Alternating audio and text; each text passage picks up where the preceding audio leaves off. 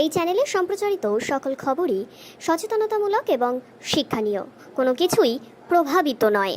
প্রদেশ কংগ্রেস সভাপতি অধীর রঞ্জন চৌধুরী তিনি আরজি করে আন্দোলনরত যে ডাক্তারেরা রয়েছেন তাদের সঙ্গে দেখা করতে আসলে তাকে পুলিশ বাধা দেয়, তাকে সেখানে ঢুকতে বাধা দেওয়া হয়। 144 ধারা জারি থাকায় ভেতরে প্রবেশ করতে দেয় না অধীর রঞ্জন চৌধুরীকে। পাশাপাশি পুলিশের তরফ থেকে জানানো হয় কোনো রকম রাজনৈতিক ব্যক্তিত্ব ভিতরে প্রবেশ করতে দেওয়া হবে না। কিছুক্ষণ পুলিশের সঙ্গে কথা বলে এবং তারপর সেখান থেকে তারা বেরিয়ে যান।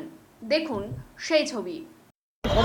আমি পলিটিক্স করেছি, আমি কংগ্রেস দল করে এটা আমার একটা মানুষের পরিচয় আছে, আমি একটা সংসারের একজন পরিচয় আছে। তো আমাদের দেশে এমন হয়নি যে একটা এরকম কোনো ব্যাপার আমার জানা নেই। আমরা যে মন্দিরে যাই তো সেখানটায় তো আমরা কংগ্রেসের ভক্তিতেও যাই না, আমরা যে মসজিদে যাই কংগ্রেসের ভক্তিতেও যাই না। একটা নাগরিক হিসাবে কাউকে বিশ্বাস করি তাই যাই, ভালো লাগে তাই। তো বিষয়টা হচ্ছে এবার যখন দেখছি আমাদের ঘরে ডাক্তাররা আন্দোলন করছে, আমার মনে হলো একবার তাদের সঙ্গে গিয়ে তাদের ভাবনার সঙ্গে যে আমরা জড়িত আছি, তাদের ভাবনার সঙ্গে আমাদের ঐক্য স্থাপন করবার জন্য একবার দেখা করতে চেয়েছিলাম, একাই।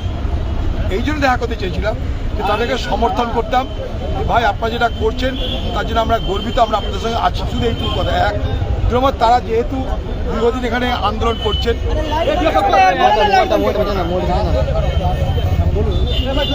এই আলাদা হচ্ছে না আপনার, এই আলাদা হচ্ছে না,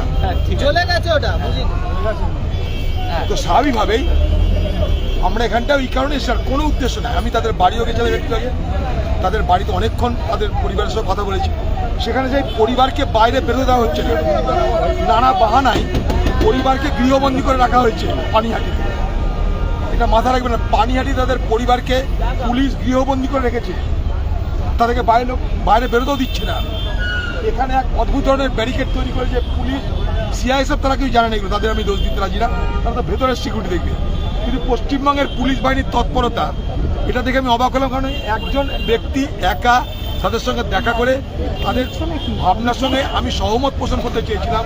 this is nothing but to express my solidarity with them, with those agitating doctor, এবং তাদেরকে আমি হয়তো জল অফার করতাম।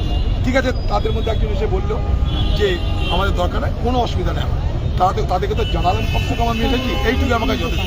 একটা সমস্যা হচ্ছে কি বলুন তো, বলতে দেন, একটা কথা আছে বাংলায়, বজ্র আটুনি ফসকা গেল, এখানে তাই দেখছি সব কিছু ঘটনা ঘটে গেছে, অপরাধ আবার হয়ে গেছে, তথ্য প্রমাণ লুট হয়ে গেল, ঘরের মেয়ে মারা গেল, ধর্ষিতা হলো, গোটা পরিবার বিচার চাইছে, সারা বাংলা বিচার চাইছে, সারা দেশ বিচার চাইছে। তখন পুলিশের কোনো হেলদোল ছিল না, কোনো নড়াচড়া ছিল না। জানেন, এখান থেকে যাতে ডেড বডি না যায়, যাতে না নিয়ে যাওয়া হয়, তার জন্য কলকাতার পুলিশ সরকারি নির্দেশে সেই পরিবারের লোকদের পিছন পিছন যেতে দেয়নি। সেদিন তাদের বাড়িতে নিয়ে 1.5 ঘন্টা ফেলে রেখেছিল সেই ডেড বডি। তারপর সেখানে টাকা অফার করেছিল পুলিশ, প্রথমে টাকা অফার করেছে, তারপর তো মুখ্যমন্ত্রী পরে গেছে, পুলিশ ডেকে নিয়ে গিয়ে বলছে তার বাবাকে টাকা নেন, যা করছে আমরা করতে দিন, এখনই পুরাতে হবে, দেরি করা যাবে না। গোটা তথ্য প্রমাণ লোপাট করার জন্য এই পুলিশের তৎপরতা।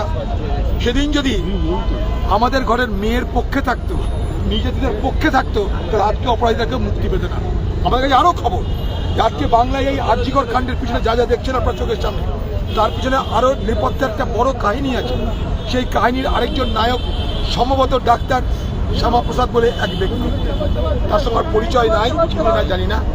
ডক্টর শ্যামাপ্রসাদ বলে একজন ব্যক্তি, তিনি নাকি বাংলার মুখ্যমন্ত্রী অত্যন্ত ঘনিষ্ঠ এক ব্যক্তি। খবরে প্রকাশ আমরা জানতে পারছি তার নাকি আরজিকর কাণ্ডের আজকে যে দুর্নীতি, যে অপরাধ জগৎ যেটা তৈরি হয়েছে আরজিকর জগতের মধ্যে, সেখানে তার নাকি বিরাট প্রতিভা, বিরাট তার প্রভাব আছে। তো স্বাভাবিকভাবেই এই প্রশ্নগুলো আগামী দিনে উঠবে। এখানকার পুলিশের বন্দোবস্ত দেখে ভালো লাগলো। এই বন্দোবস্ত যদি সেদিনকে করতো তাহলে আজকে এই মেয়েটাকে আমরা হারাতাম না। এখন চোর পালিয়েছে, কলকাতা পুলিশের বুদ্ধি বাড়ছে। দাদা, সেমিনার হলে একাধিক ডাক্তারি যাদের দেখা গিয়েছে তারা অন্য মেডিকেল কলেজ হাসপাতালে, বহিরাগত অভিজ্ঞতা কিভাবে ফরেনসিক বিশেষজ্ঞ হয়ে গেল, পুলিশ তাকে ফরেনসিক বিশেষজ্ঞ ফিঙ্গারপ্রিন্ট বিশেষজ্ঞ বলেছে। কলকাতার পুলিশ তো কলকাতার পুলিশ তৈরি করে দিচ্ছে। কলকাতার পুলিশ অপরাধীদেরকে বাঁচাতে চাইছে, মুখ্যমন্ত্রীর নির্দেশে কলকাতা পুলিশ অপরাধীদের বাঁচাতে চাইছে, তাই এসব কথা। আমাদের ডাক্তার ছেলে আরজি করেন প্রাক্তন ছাত্র, আমি আরজি এটাকেও ঢুকতে দিচ্ছেন না। আমি আরজি করের প্রাক্তন ছাত্র এবং আমি জয়েন্ট প্ল্যাটফর্ম অফ ডক্টরসের একজন সদস্য। যেটা বলতে চাইছিলাম, এই যে অভিজ্ঞ এই ঘটনাটা যা ঘটেছে, যদি সত্যি চান, যদি মুখ্যমন্ত্রী সত্যি চান, পুলিশ যদি প্রমাণ লোপাটে না সাহায্য করেন, যদি দিদি সত্যি সেই সদিচ্ছা থাকে, কয়েক ঘন্টার ব্যাপার এই সমস্যাটাকে সমাধান করার জন্য। এটার জন্য পুরো যে করাপশনের যে সিন্ডিকেটটা তৈরি হয়েছে, এই সিন্ডিকেটটাকে ডিসম্যান্টেল করতে হবে। এবং এই সিন্ডিকেটে আছে শ্যামাপদ দাস, ডক্টর সুদীপ্ত রায়, ডক্টর সুশান্ত রায়, অভিক দে, সন্দীপ ঘোষ, নিরপেক্ষ বিশ্বাস এবং মুষ্টিমেয় কয়েকটা ইন্টার্ন হাউস টপার। এদেরকে অ্যারেস্ট করুন, এদের এই ইনফ্রাস্ট্রাকচার যেটা আপনি বাড়িয়েছেন সিন্ডিকেটে, এগুলো ডিসম্যান্টেল করুন, আরজি করকে আবার সে পুরনো গ্লোরি ফিরিয়ে দিন। पीएम मोदी ने आज नारी सुरक्षा को लेके दलित न्याय का मांग किया है। ফরেনসিক এক্সপার্ট ছিলেন, पीएम मोदी ने आज दलित न्याय का मांग किया है नारी सुरक्षा को लेके। কাজ একটাই, তথ্য প্রমাণ লোপাট করার কাজ ছিল, বোঝার কি আছে। अदिता, पीएम मोदी ने आज दलित न्याय का मांग किया है। पीएम